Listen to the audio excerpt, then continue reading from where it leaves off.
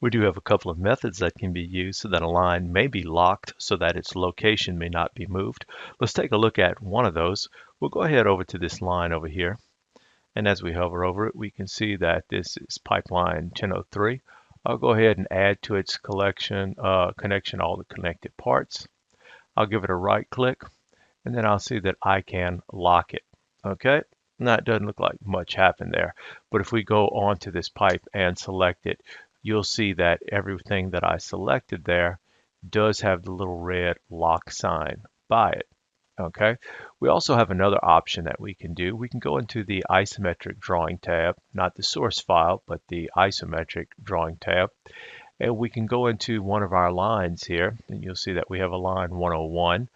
And we can go ahead and right click on that, and we can say lock line and issue.